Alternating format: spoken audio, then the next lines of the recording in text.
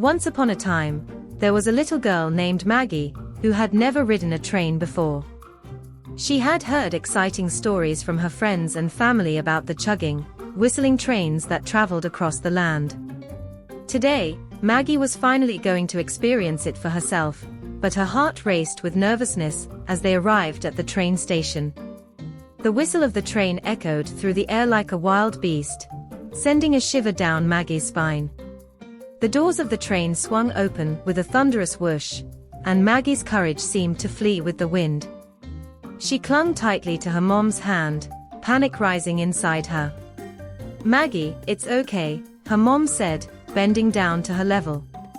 "I remember my first train ride. I was scared, too. But it was so much fun. Let me tell you a funny story about it." Maggie's eyes widened, and she listened closely as her mom told the tale of how she had once accidentally sat in the wrong seat, but had laughed it off. Maggie's worry started to fade as she pictured her mom's funny story. With a deep breath, Maggie finally stepped aboard, her eyes wide with wonder. The world outside the window transformed into a blur of colors, and the train began to move. As the train picked up speed, a bird swooped down close to the window, catching Maggie's attention.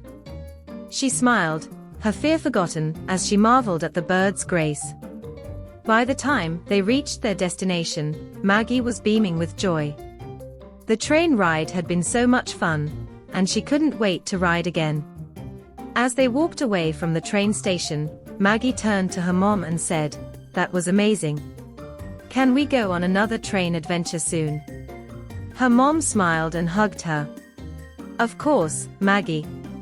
I knew you'd love it." Maggie had learned that trying new things could be a little scary at first, but it was always worth it in the end. And from that day on, she looked forward to all the new adventures waiting for her.